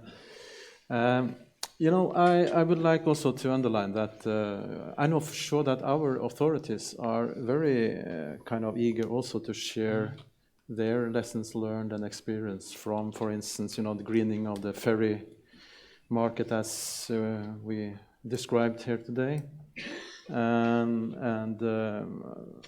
Actually, I think the ferry market and the fast ferries, catamarans, is maybe not the low-hanging fruit, but it's doable in a certain amount of time. Both in Greece, I have been a lot in Greece personally on holidays, and in Croatia. And I would like actually to see the speedboats, the catamarans, the ferries, you know, on the green fuels next time I go. So that would be fantastic, you know. So I think yeah, it's there are possibilities for sharing, experiences. That's great. Thank you. Mr. Castro, your views about I fully agree with technology transfer. I mentioned in my presentation the importance of partnership. In the morning, we had the opportunity to have very nice words of how the program is being implemented. The EU grants are being implemented in Portugal. Also, by being a small port, we are on size more or less 10 times less than Rotterdam. So we are with them in the project under the European Green Deal, and they are the lighthouse port, and we are the fellow ports together with Europa and Delta ports. And this has the advantage so that the investment will be done there, tested there, and when we scale up the product, we are sure that this is technology that is tested and can be directly implemented in our port. So that's the kind of partnership that we look like, and we fully agree that we need to do something, and we are all the time open to this process of new technology and implementation. Thank you very much. And you guys. I believe that technology transfer and communication between companies is on quite good level. This is something that we are putting very big focus. And such a project and such a, let's say, conferences are one of the point of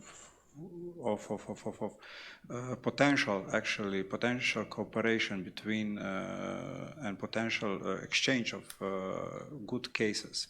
I believe that eSHYIPS Shipyard has a lot of offer and also have a lot to receive. We try to cooperate with government to see if the government could help us to get informations. We try to communicate with various groups and with contacts that we have abroad about talks, what do they do, what technology they use to be better and to offer better solutions on the market.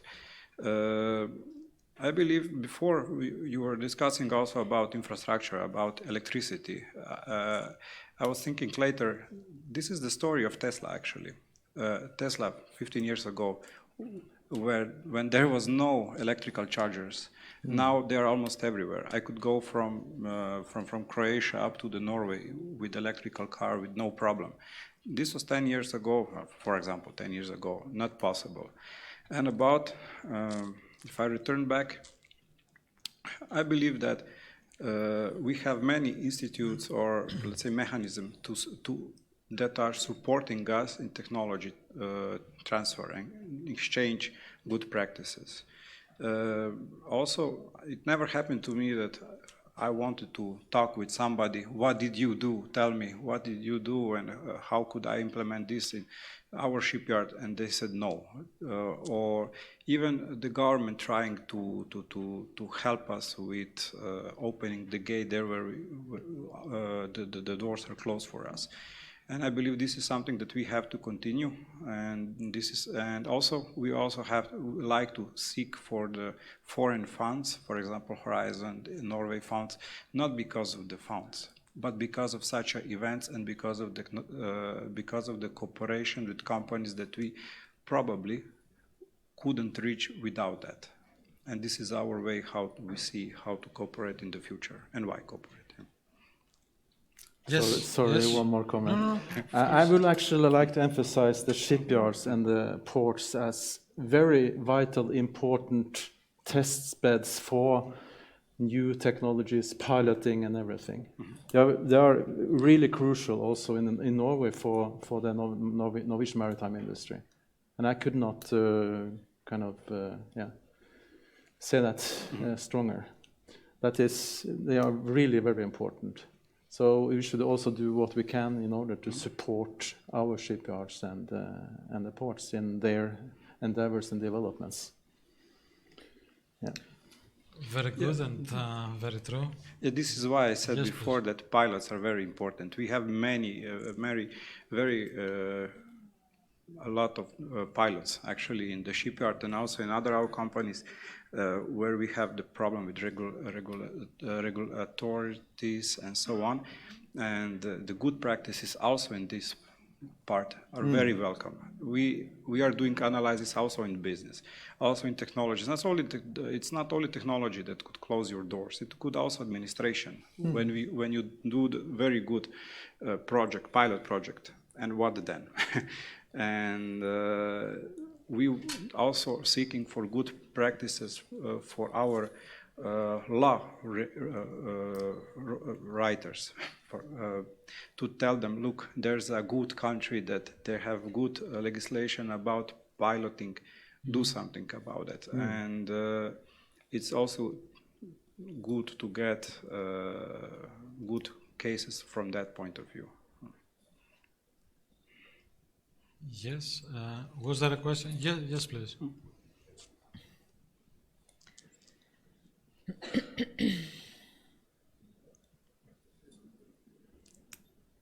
Probably running over time, huh?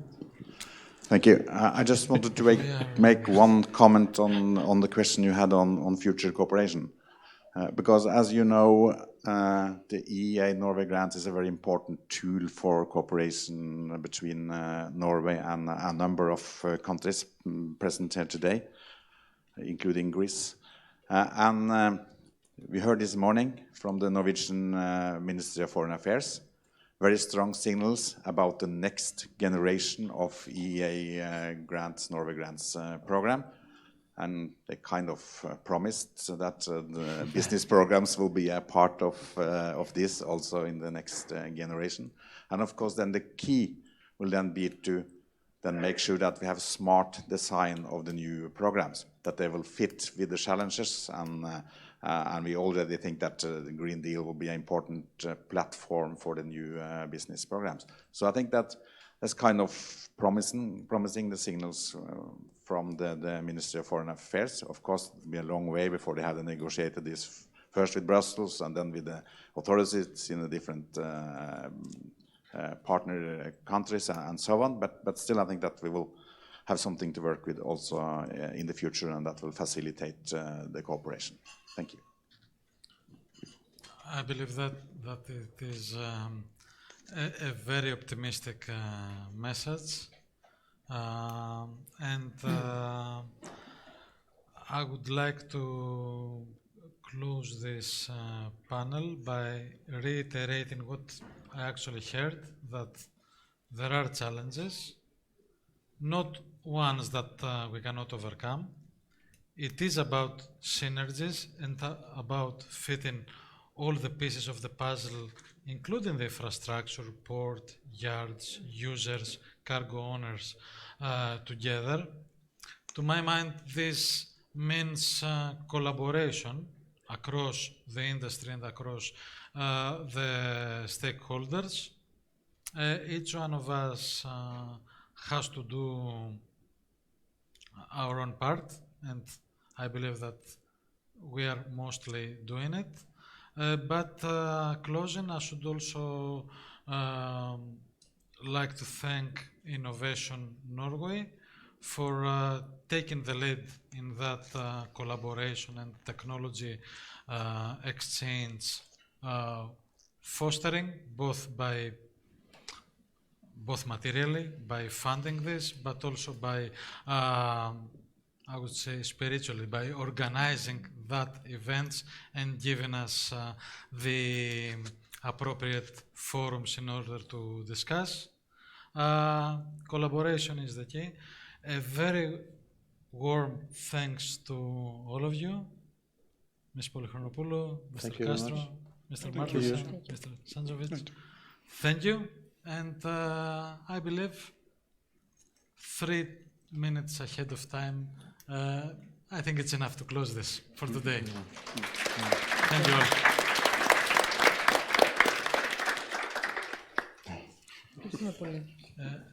all.